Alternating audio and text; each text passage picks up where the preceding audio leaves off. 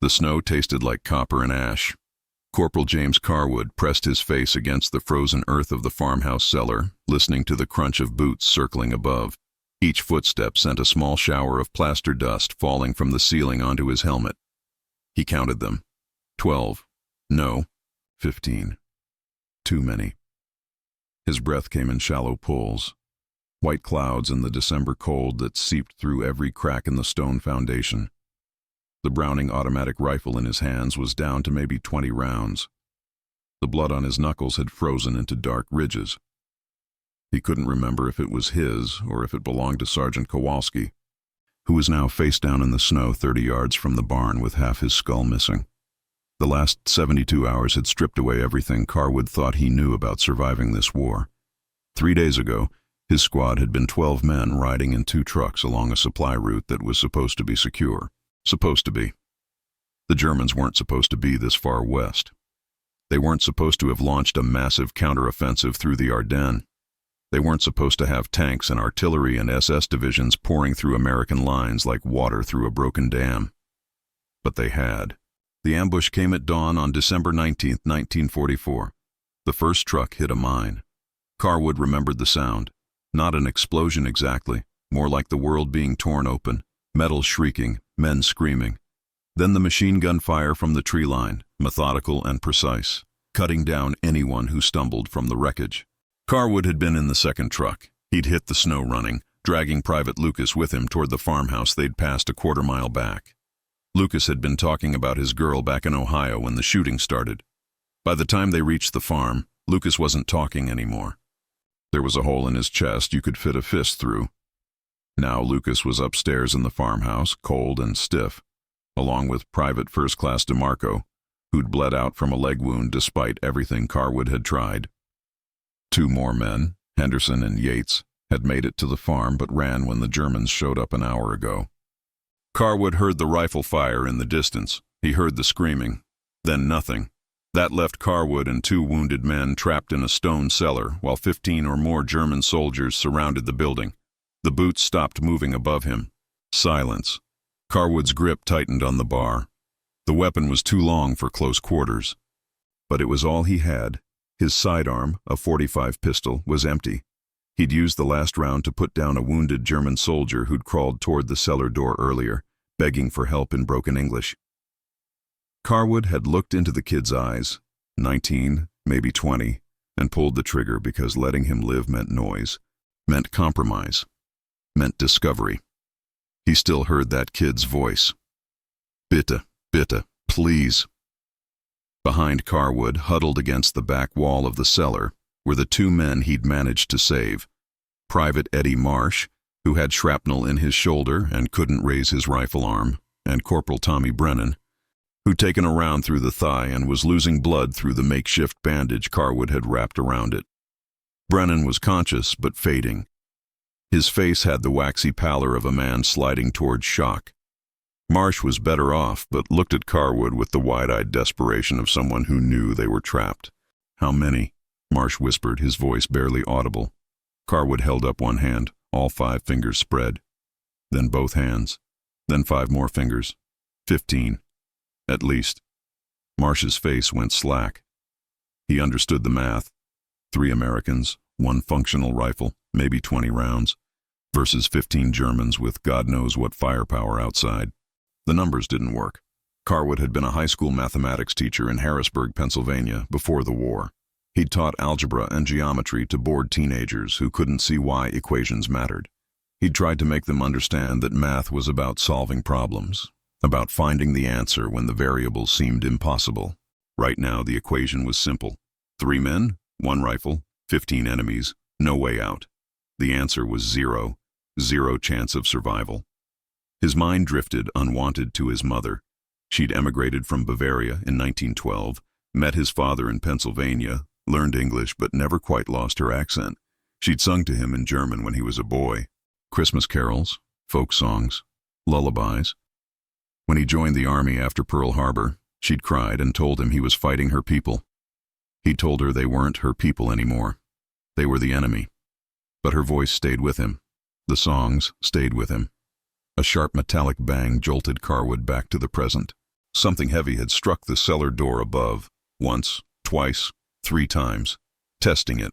The door was thick oak reinforced with iron bands. It would hold, for a while. Then came the voice. German, clipped and authoritative, shouting down through the floorboards. "Amerikaner, herauskommen! Surrender now!" Carwood didn't answer. His finger rested against the trigger guard of the bar. He could feel his pulse in his neck, rapid and insistent. More shouting in German. Carwood understood most of it. His mother's lessons were useful after all. "You are surrounded. There is no escape. Come out or we burn the building. Fire." Of course. The oldest siege tactic in history. Smoke them out. The farmhouse was wood and stone. It would burn. Marsh looked at Carwood, terrified. "What do we do?" Carwood didn't answer. He was thinking about something else. Something he'd heard 2 weeks ago from a soldier in the field hospital where he'd been recovering from frostbite. The soldier's name was Patterson. He'd been captured by Germans near Aachen, held for 3 days, then escaped during an artillery barrage. Patterson had told Carwood about the other prisoners who didn't escape, about the SS officer who'd lined them up against a barn wall and shot them, one by one. Methodically. No trial, no questions. Just execution. Patterson had survived by playing dead in a ditch. He'd lain there for 6 hours with a corpse on top of him, listening to the Germans laugh and smoke cigarettes 10 feet away. "They don't take prisoners anymore," Patterson had whispered, his eyes hollow. "Not the SS, not since Normandy. They've got nothing to lose. They shoot you and move on." That story had been confirmed 3 days ago when Carwood's unit passed through a village called Malmedy. They'd seen the bodies. 81 American soldiers executed in a field, hands bound, shot in the back of the head. Some had been finished off with pistols while they were still alive, crawling in the snow. The message was clear. Surrender was death. Another bang on the cellar door. Louder this time. They were trying to break it down. Brennan groaned softly behind Carwood, the sound of a man slipping away. "Corporal," Marsh whispered urgently. "We can't fight them. We have to surrender." Carwood turned to look at him. Marsh was 21 years old, a farm kid from Iowa who'd joined up because all his friends did. He had a girl back home. He wrote her letters every week. He still believed in rules and fairness, in the idea that if you surrendered, you'd be treated decently. Carwood didn't have the heart to tell him the truth. "They'll kill us," Carwood said flatly. Marsh blinked. "What?" "If we surrender, they'll kill us. That's what the SS does. I've seen it." Marsh's face went white. "You don't know that. The Geneva Convention means nothing out here."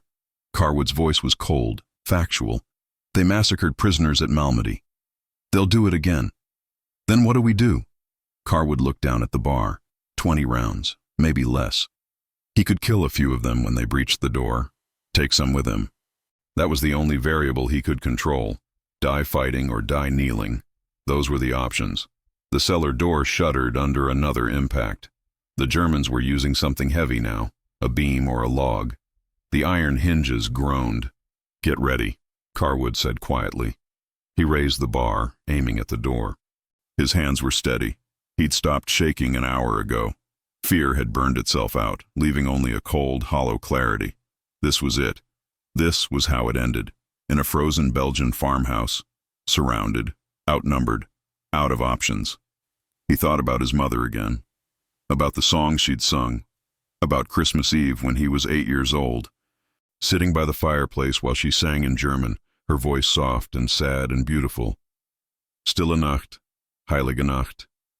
Silent night, holy night. The door splintered. Light flooded in. Carwood's finger moved to the trigger. Then he heard the voice again. Closer now. A German officer standing just beyond the shattered door. "Last chance, American. Come out now or die inside." Carwood's breathing slowed. His mind, trained by years of teaching problem-solving, suddenly shifted. The equation had seemed unsolvable. But what if he'd been using the wrong variables? Strength wouldn't save him. Numbers wouldn't save him. Bullets wouldn't save him. But what if he tried something else? Something no captured soldier was supposed to do.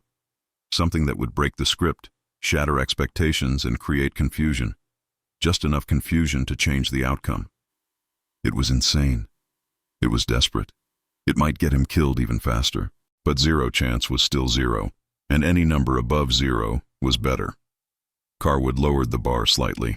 He took a breath, and then he made a decision that defied every instinct, every tactical principle, every lesson the army had drilled into him. He was going to surrender. But not the way they expected. "Marsh," Carwood said quietly. "When I stand up, you stay down. Don't move. Don't make a sound." "What are you doing?" "Buying us time. Maybe." Marsh stared at him like he'd lost his mind. Maybe he had. Carwood set the bar down carefully on the stone floor. He unbuckled his helmet and set it beside the rifle. Then he stood, slowly, raising his hands above his head.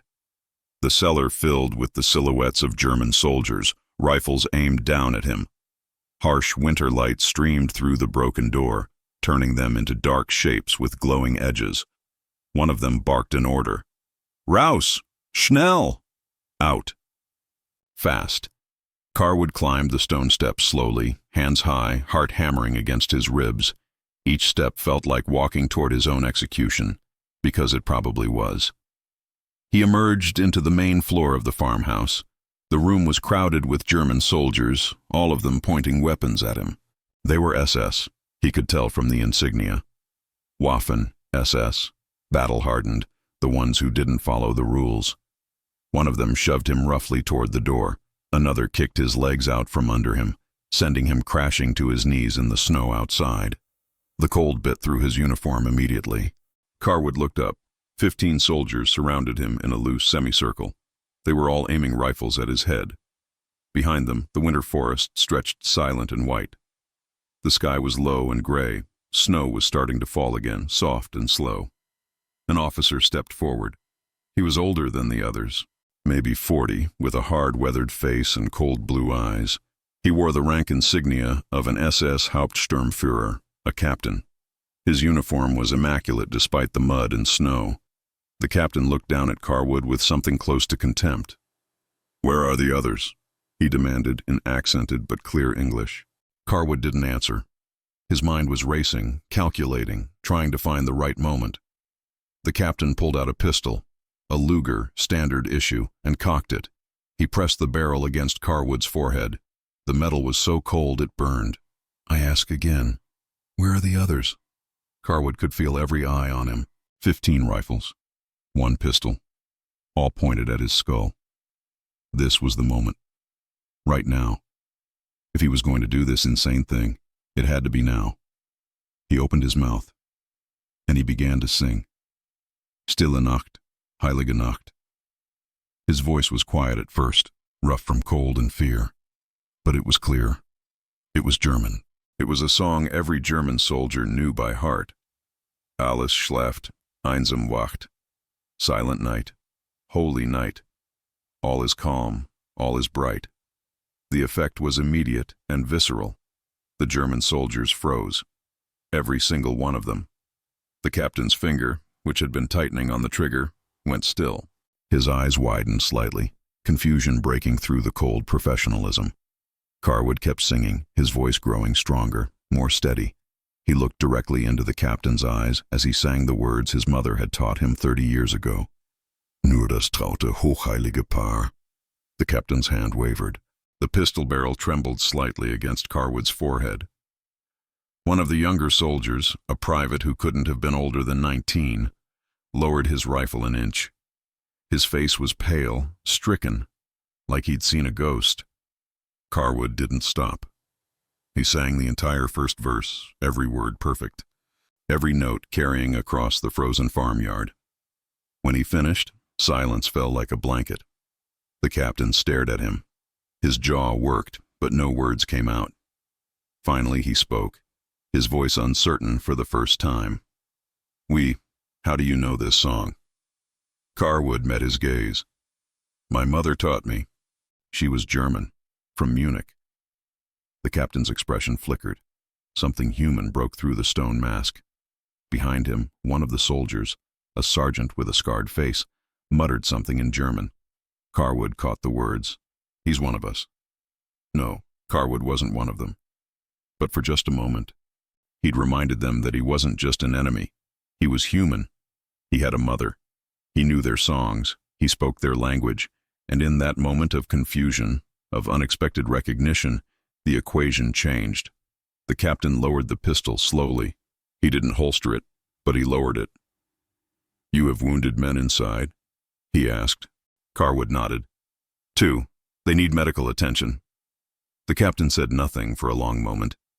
His face was unreadable. Then he turned to the sergeant and gave a quick order in German. "Richter, check the cellar. Bring them out. Carefully." The sergeant, Richter, looked surprised, but he obeyed. He gestured for two soldiers to follow him back into the farmhouse. The captain turned back to Carwood. His expression was hard again, but different now. Not hatred, something more complicated. "You are my prisoner now, American. You understand this?" Carwood nodded. "But I am not a murderer." The captain's voice was low, almost a whisper. "Despite what you may believe." He holstered his pistol and gestured for Carwood to stand. Carwood rose slowly, his legs shaking. He couldn't quite believe he was still alive. Richter emerged from the farmhouse a moment later with Marsh and Brennan, both men stumbling, barely able to walk. The German soldiers didn't shoot them. They supported them, almost gently. The captain lit a cigarette and studied Carwood through the smoke.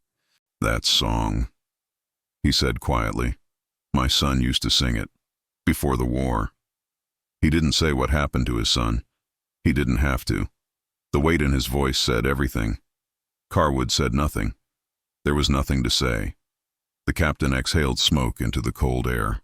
"We have wounded of our own. 1/2 kilometer from here. Aid station. American artillery will hit it soon. We intercepted your radio traffic. I need men to help evacuate them before the shells come." He looked at Carwood directly.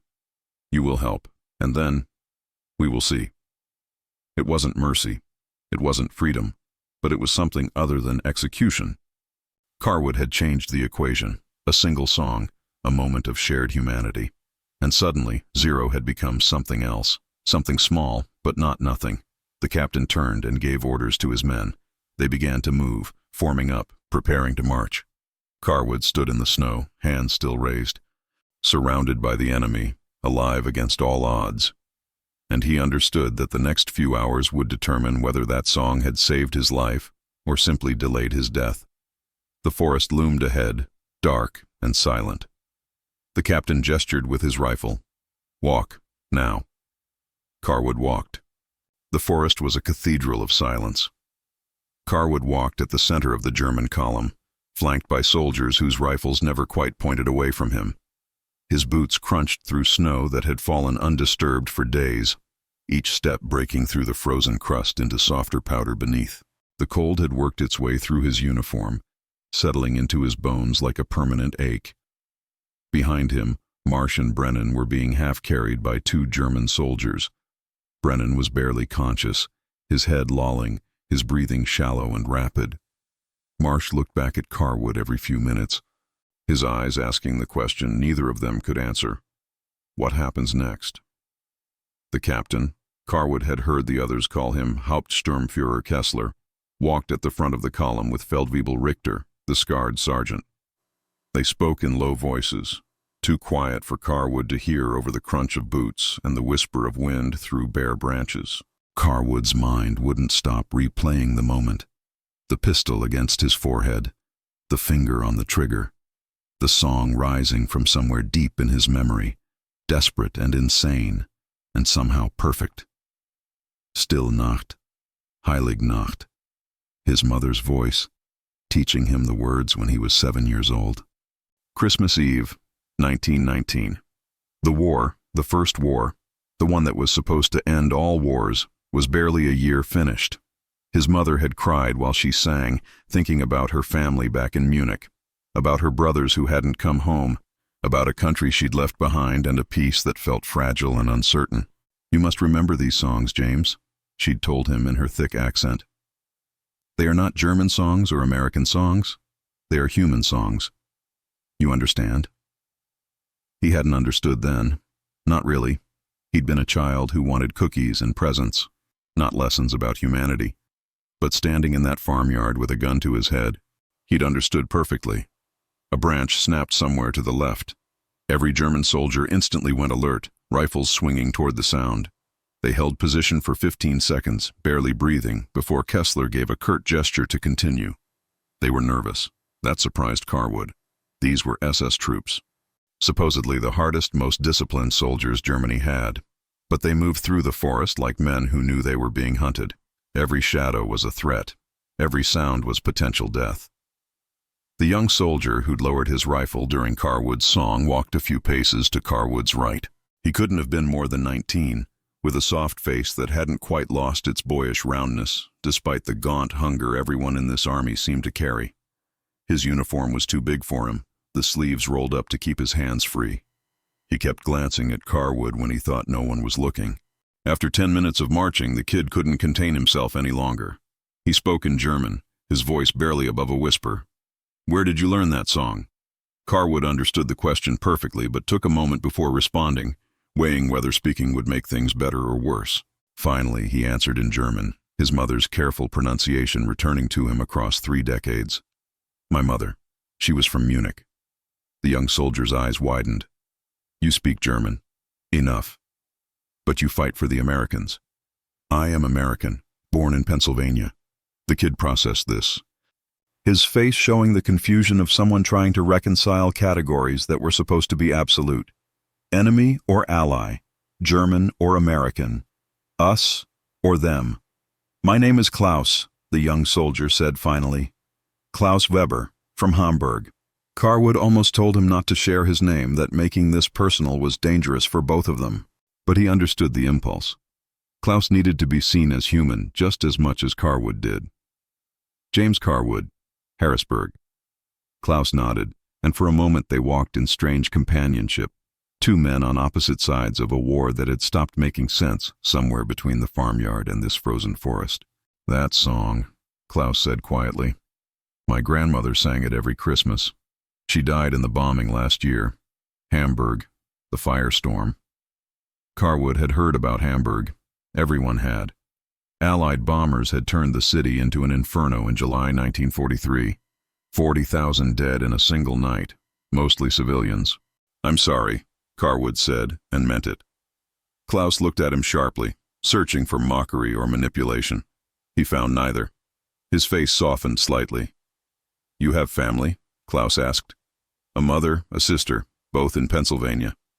"Safe, then?" "Yes, safe." Klaus was quiet for a moment. Then, "That's good. Someone should be safe." Before Carwood could respond, Feldwebel Richter barked an order from the front of the column. "Weber, Mund halten." "Shut your mouth." Klaus flinched and fell silent, moving a step away from Carwood. But the damage, or the connection, was already made. Richter dropped back through the column until he was walking directly beside Carwood. He was older than most of the others, maybe 35, with a face that had seen too much and believed too little. The scar that ran from his left temple to his jaw was old, white, and raised. A souvenir from the Eastern Front, probably. Russia ate soldiers alive. "You speak German," Richter said. It wasn't a question. "My mother's language." "And you sing our songs." Richter's tone was neutral, giving nothing away. "It's a Christmas carol. It doesn't belong to anyone." Richter considered this. "That's a dangerous idea in this war. Every idea is dangerous in this war." A ghost of a smile touched Richter's scarred face. "True enough." They walked in silence for a while. Around them, the forest pressed close, pine branches heavy with snow, the world reduced to white and gray and the dark shapes of moving men. "The captain should have shot you," Richter said eventually. "That would have been correct. Proper procedure." "Why didn't he?"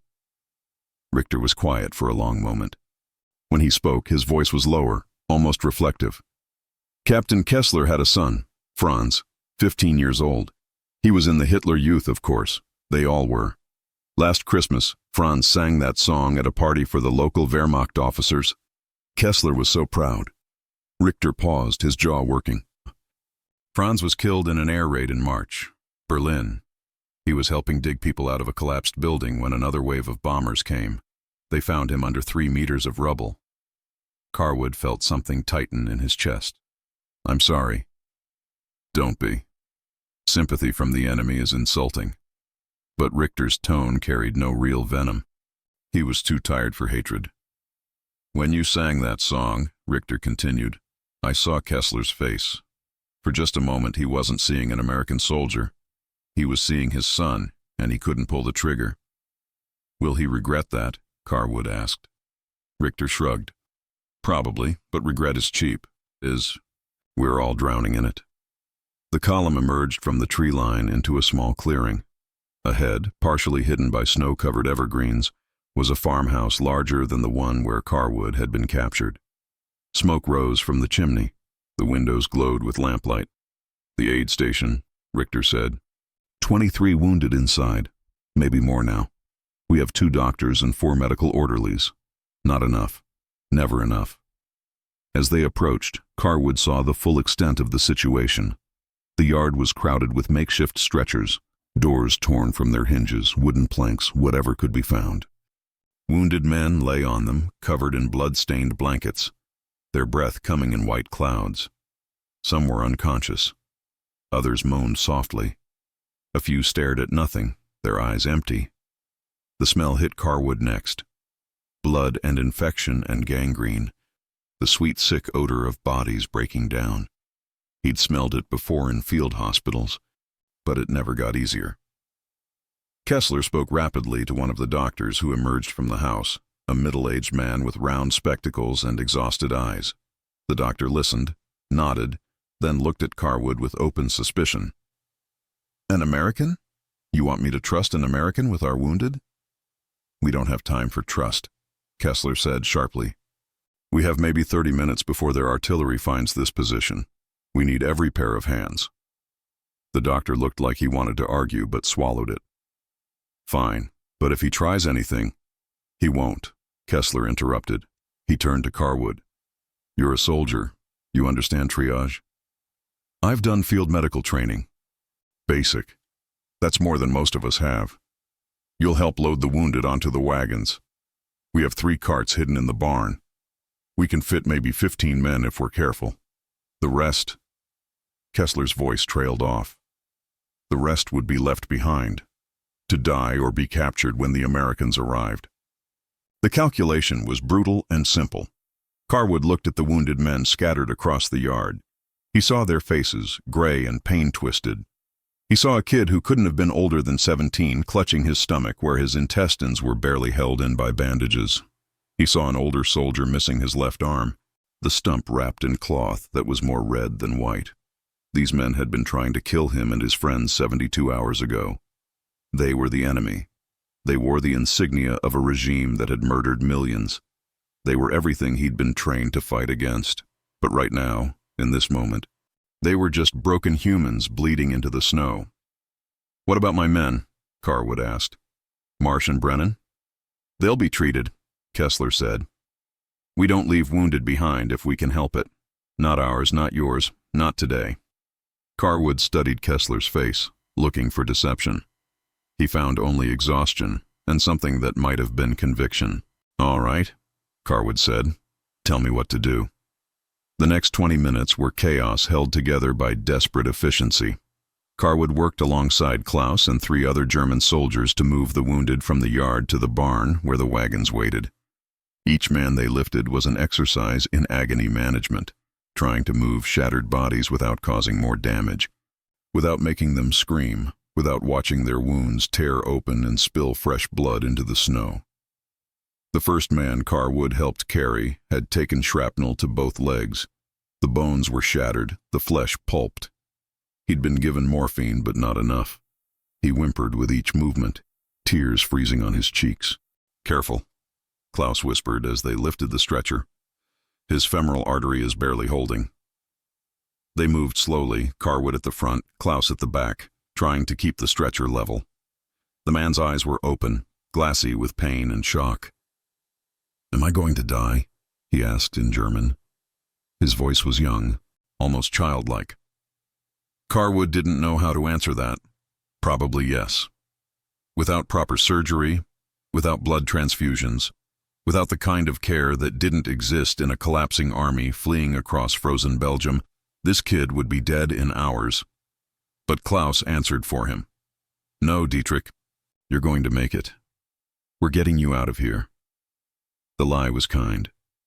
Dietrich closed his eyes and seemed to relax slightly, choosing to believe because belief was all he had left. They loaded him onto the first wagon, positioning him as gently as possible among the blankets and straw that had been thrown down to cushion the ride. Then they went back for the next man, and the next.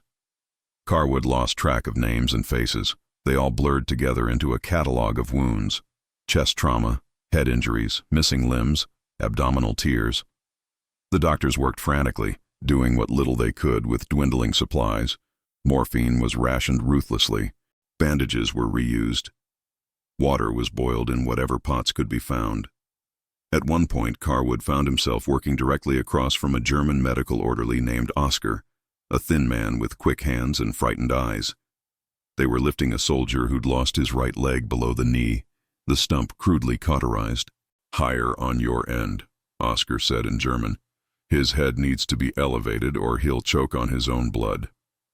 Carwood adjusted his grip. Together they carried the man to the wagon. As they laid him down, the soldier grabbed Carwood's wrist. His grip was weak but insistent. He looked up at Carwood's uniform, saw the American insignia, and his eyes widened. "You're American," he gasped in broken English. "Yes. You're helping us?" Carwood didn't know how to explain it.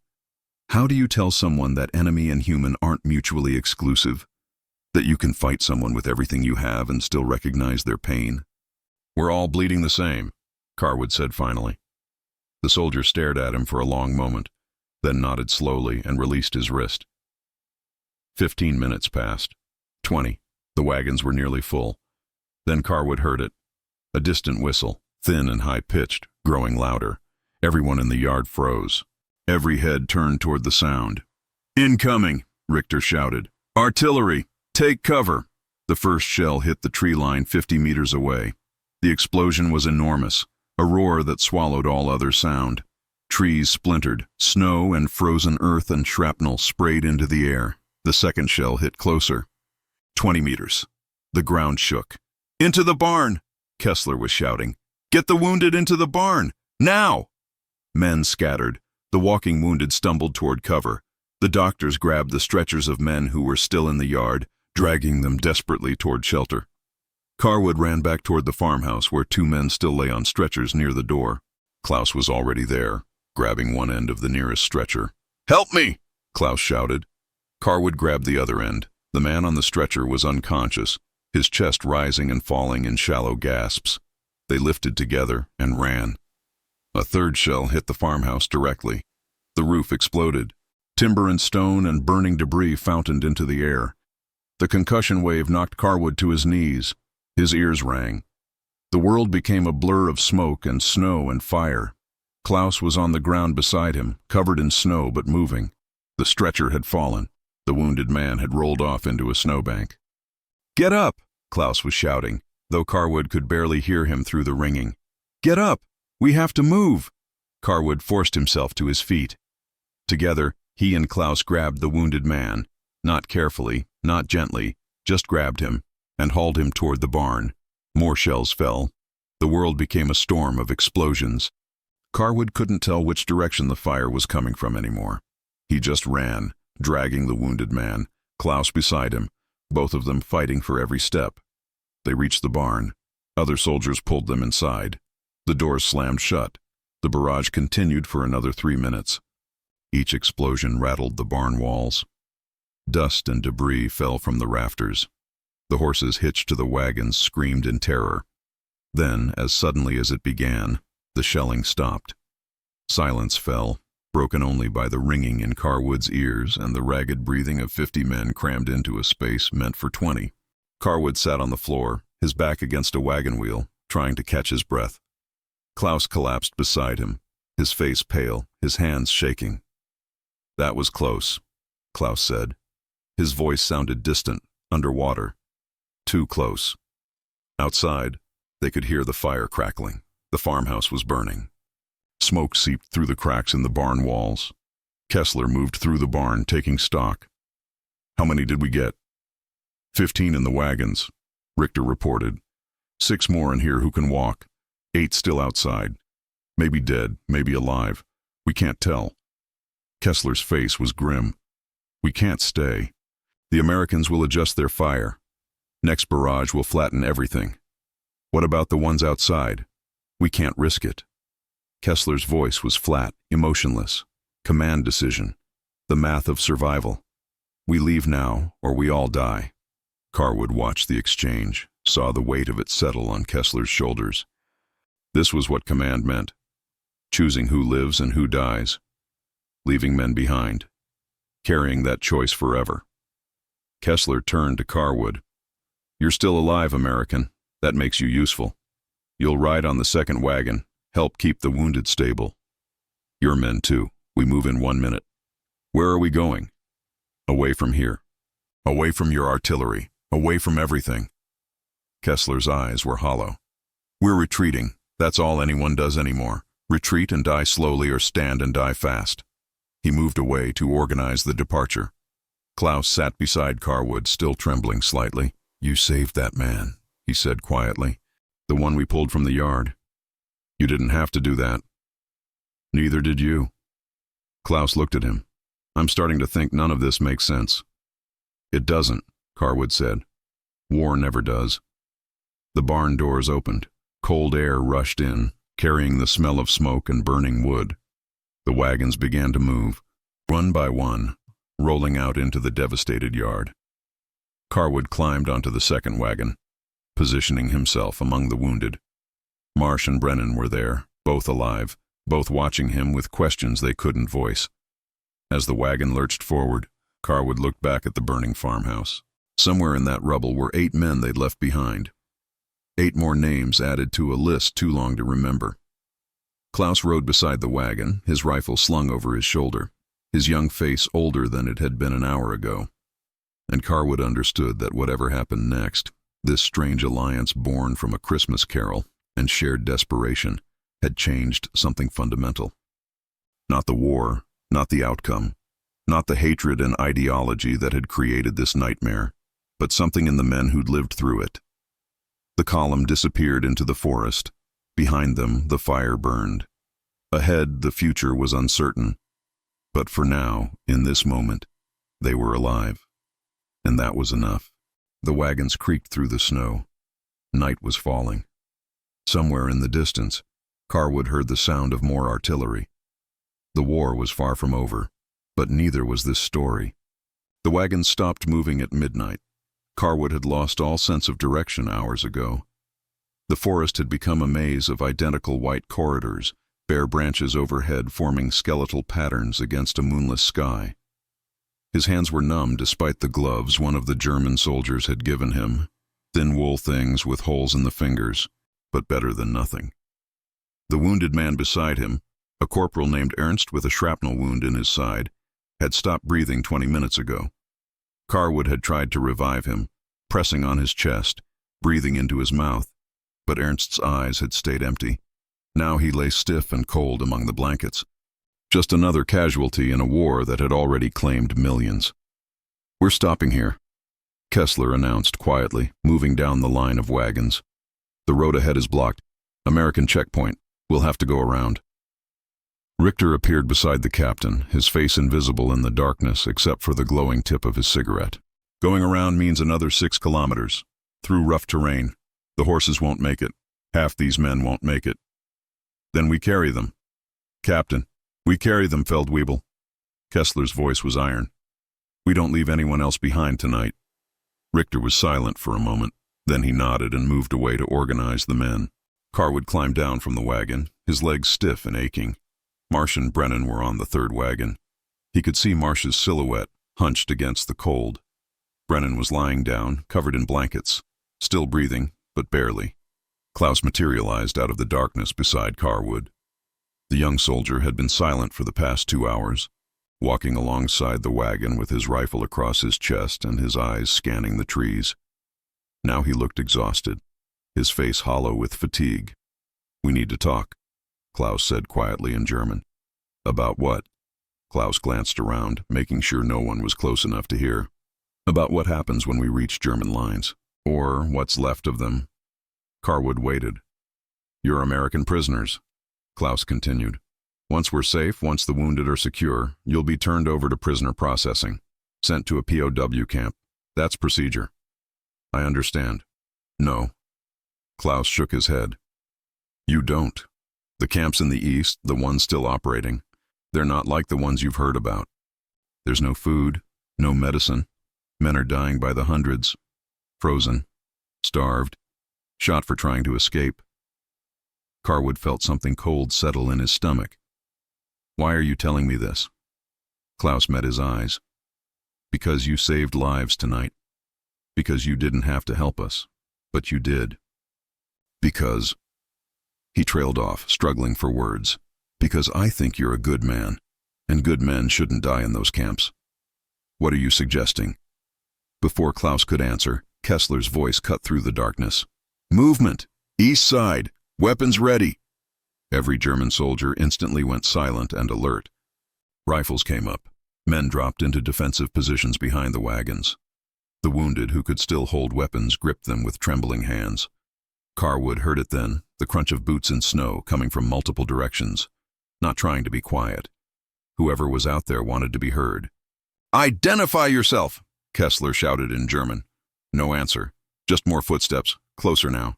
Then a voice called out from the darkness, speaking German with a thick American accent. We have you surrounded! Drop your weapons and surrender! Carwood's heart stopped. Americans, his people, rescue. But the German soldiers around him tensed, their fingers moving to triggers. These men had been retreating for days, fighting for their lives, watching their friends die. They weren't going to surrender easily. Kessler stepped forward, his voice carrying authority even in the face of capture. We have wounded 20 men who cannot fight. We request safe passage under the Geneva Convention. No safe passage, the American voice shouted back. You're SS.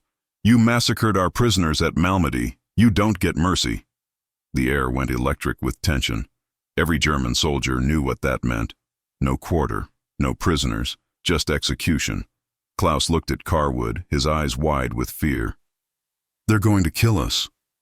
Richter had moved up beside Kessler, his scarred face grim. We can fight, take some of them with us, and kill our own wounded in the crossfire. Kessler's voice was bitter. No, there has to be another way. Carwood's mind was racing. He could call out, identify himself as American, tell them about the wounded. But would they listen? Would they believe him? Or would they think he'd been turned, made to collaborate? The memory of Patterson's story came back to him. The executions.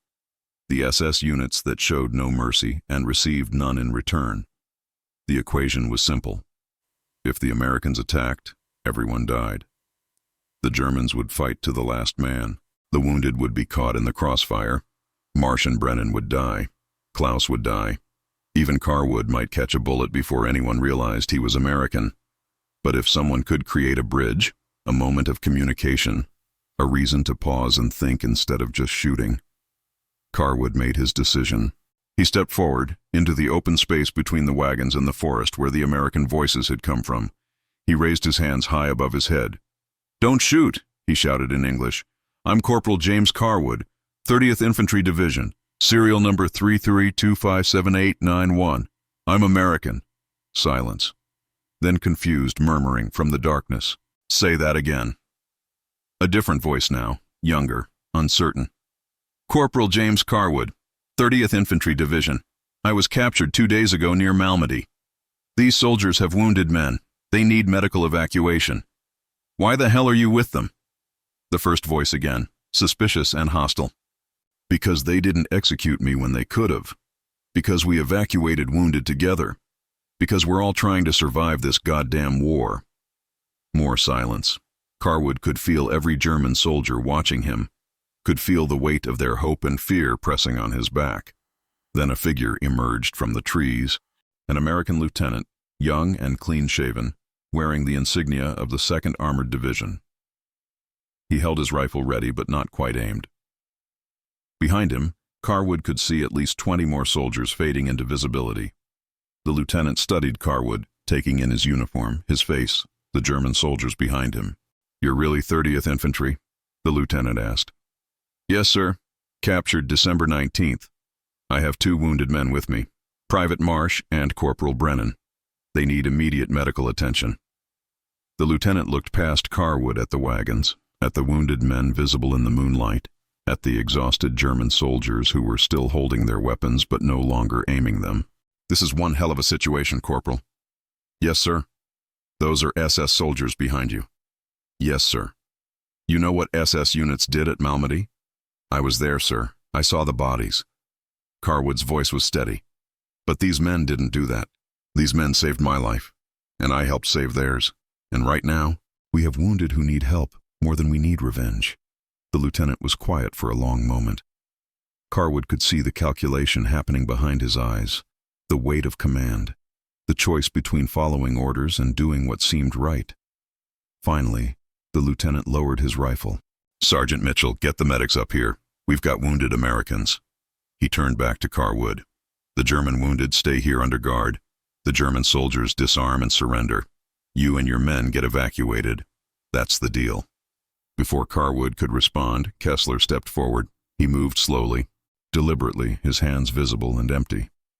"I am SS Hauptsturmführer Ernst Kessler," he said in heavily accented English. "I command these men. I accept surrender terms, but I request that wounded be treated humanely. Geneva Convention." The lieutenant's face hardened. "You're SS. You don't get to invoke the Geneva Convention. My men do." Kessler's voice was firm. "They are soldiers. They fought honorably. They protected prisoners when they could have executed them. That deserves acknowledgement." The lieutenant looked between Kessler and Carwood. "Is that true?" Carwood nodded. "He had a gun to my head. He could have pulled the trigger. Instead, he let me live. He let all of us live." The lieutenant absorbed this. "Why?" Carwood almost said, "Because I sang a Christmas carol. Because his son used to sing it. Because for one moment I reminded him that we're all human." But he didn't. Some truths were too complicated to explain in the middle of a forest at midnight to a man who'd been trained to see only enemies. "Because he chose mercy over murder," Carwood said simply. "Same choice you're making right now, sir." The lieutenant was silent for a long moment. Then he nodded slowly. "All right. German soldiers, lay down your weapons. Form a line. You'll be searched and detained. The wounded will be treated, German and American both. Captain Kessler, you'll be taken into custody separately for interrogation." Kessler nodded. He turned to his men and gave the order in German. One by one, the soldiers laid down their rifles. Some looked relieved. Others looked broken. Klaus hesitated, holding his rifle for a moment longer, then set it gently in the snow. American soldiers moved forward, surrounding the Germans, beginning the process of search and detention. Medics rushed to the wagons where Marsh and Brennan lay. Carwood stood in the middle of it all, watching 2 armies that had been killing each other for years suddenly cooperating to save lives. It felt surreal, like a dream or a moment stolen from some other timeline where the war had never happened. Klaus was being searched by an American sergeant. The sergeant found a photograph in Klaus's pocket, a woman and a small child smiling. Klaus's face crumpled when he saw it. Carwood moved closer. "Your family?" Klaus nodded, unable to speak. "They're in Hamburg." "Were. I don't know if they survived the bombings. I haven't had a letter in 3 months."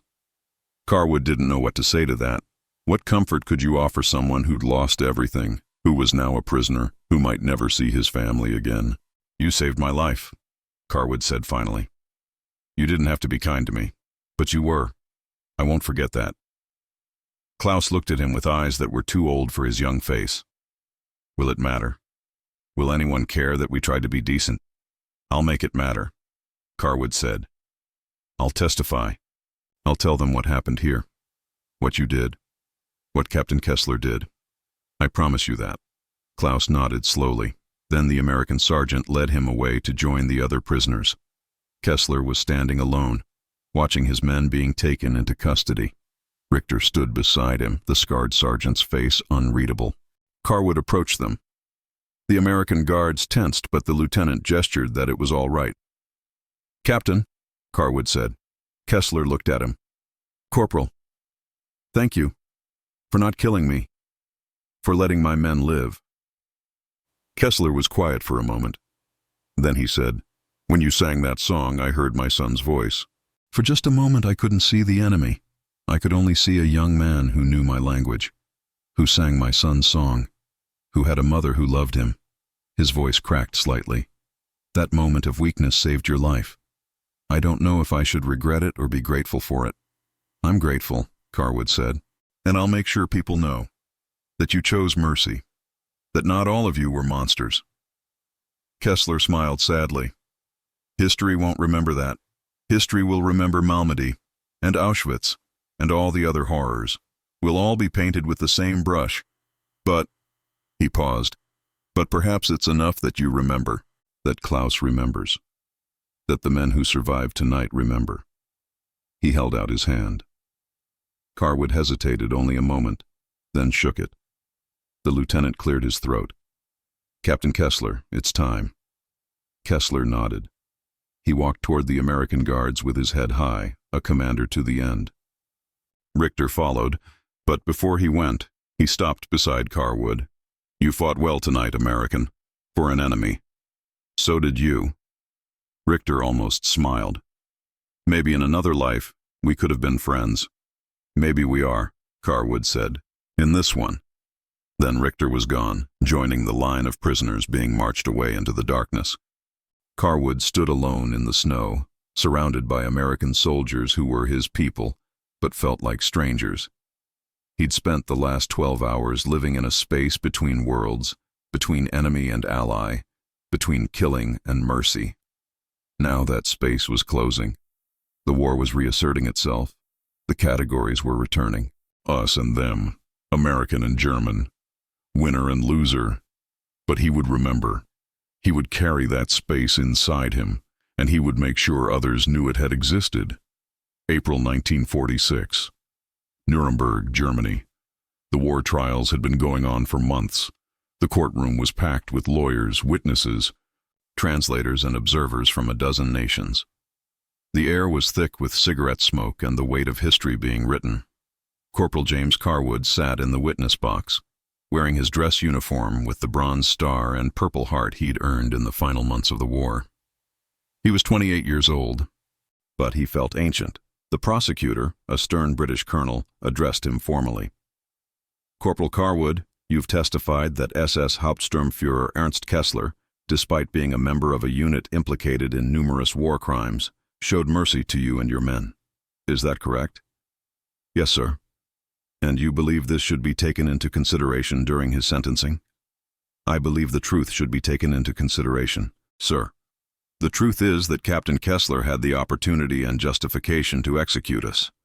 He chose not to. That choice saved lives." The defense attorney, a tired-looking German lawyer, stood. "Corporal Carwood, did Captain Kessler give you any reason for his mercy?" Carwood thought about that night in the farmyard, the pistol against his forehead, the song that had saved his life. He said I reminded him of his son who died in Berlin. He said he couldn't pull the trigger. "And Private Klaus Weber? You've also submitted testimony on his behalf?" "Yes, sir.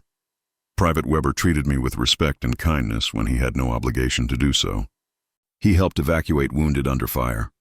He's not a war criminal. He's a kid who got caught up in something too big for him to control." The prosecutor objected. "The witness cannot speak to the defendant's overall character." "I can speak to what I saw," Carwood interrupted. "And what I saw was a human being making decent choices in impossible circumstances. That should count for something." The judges conferred quietly among themselves.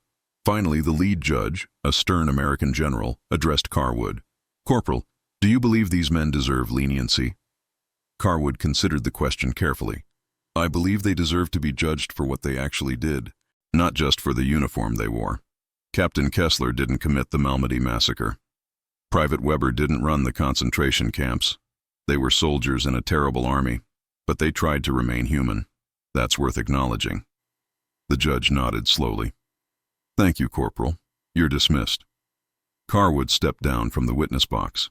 As he walked past the defense table, he made eye contact with Klaus Weber, who sat in prisoner's clothes, thin and pale and barely recognizable as the young soldier Carwood had known. Klaus mouthed 2 words, "Thank you." 3 weeks later, Carwood received a letter from the military tribunal.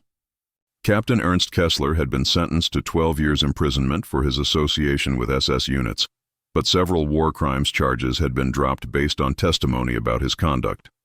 Klaus Weber had been released entirely, classified as a conscript who had not participated in atrocities. Carwood kept the letter in his desk drawer for the rest of his life. December 24th, 1964. Harrisburg, Pennsylvania. James Carwood stood in his living room hanging ornaments on the Christmas tree while his 2 children, Sarah, age 8, and Michael, age 6, argued about which decorations went where. His wife Helen was in the kitchen, preparing dinner for the family gathering tomorrow. The doorbell rang. Carwood opened it to find a man in his early 40s standing on the porch, holding a small wrapped package. The man was balding, wearing a heavy coat against the Pennsylvania winter, and his face was weathered but kind. It took Carwood a moment to recognize him. 20 years had passed. They'd both aged, but the eyes were the same. "Klaus?" Carwood said, stunned. Klaus Weber smiled nervously. "Hello, James. I hope this is not an intrusion." No, come in, please." Carwood ushered him inside, his mind reeling. They sat in the living room while Helen made coffee, and the children stared curiously at the stranger with the thick German accent. Klaus explained that he'd emigrated to the United States in 1950, sponsored by a church group. He'd settled in Philadelphia, worked as a mechanic, married an American woman. He had 3 children of his own now. "I wanted to thank you," Klaus said quietly, "for what you testified at Nuremberg, for speaking up when you didn't have to. You deserved the truth to be told. Many men wouldn't have bothered. The war was over. We lost. It would have been easier to let us all be condemned together." Klaus paused. "But you remembered that night.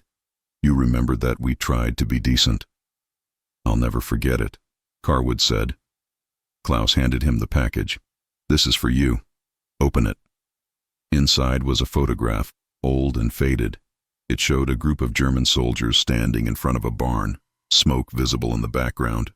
In the center was Captain Kessler. To his right was Feldwebel Richter. And on the left, young and scared and impossibly alive, was Klaus Weber. Captain Kessler died in prison in 1953, Klaus said quietly. "Heart attack.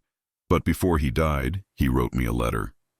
He said that night in the forest was the first time in years he'd felt like a human being instead of a soldier.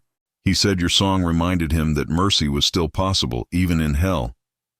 Carwood studied the photograph, remembering faces, remembering names, remembering the weight of wounded men on stretchers, and the smell of smoke and the sound of artillery in the distance. "I think about that night all the time," Carwood said. "I was so scared.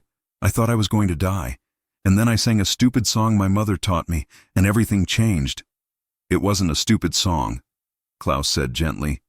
"It was the most important song any of us ever heard." They sat in silence for a while, 2 old soldiers drinking coffee while children played and Christmas lights twinkled and the world outside was peaceful and safe. "Do you think it mattered?" Carwood asked finally. "What we did that night, the choices we made?" Klaus considered this. The war would have ended the same way whether we met or not. Germany still lost. Millions still died. But for a few hours, in one small corner of the world, enemies became human to each other. That mattered to me. That mattered to you. That's enough. Carwood nodded slowly. "My daughter asked me last year what the war was like. I didn't know how to explain it. How do you tell a child that the world went insane, that we killed each other by the millions, that ordinary people did monstrous things?" "What did you tell her?" "I told her that even in the darkest times, some people chose kindness. That even when everything said to hate, some people chose to see each other as human. That's what I want her to remember." Klaus smiled. "That's a good lesson." They talked for another hour, sharing stories, comparing scars, remembering men who hadn't made it home. When Klaus finally left, he and Carwood embraced on the porch like the old friends they'd become through shared trauma and unexpected grace. As Klaus walked away into the snowy Pennsylvania night, Carwood stood in his doorway and thought about that December evening 20 years ago, the pistol against his forehead, the song that rose from memory, the captain who chose mercy, the young soldier who showed kindness, and he understood that the most important battle he'd ever fought hadn't been won with bullets or bombs. It had been won with a Christmas carol and the simple, radical choice to see the enemy as human. Inside, his children were singing Silent Night in English, their voices pure and untrained and perfect. Carwood smiled and went back inside, closing the door against the cold. The war was over. It had been over for 20 years, but the lesson remained. In the moment between pulling the trigger and letting someone live, that's where humanity is decided. That's where we choose who we are. And sometimes, if we're brave enough, we choose mercy, even when everything tells us to choose death.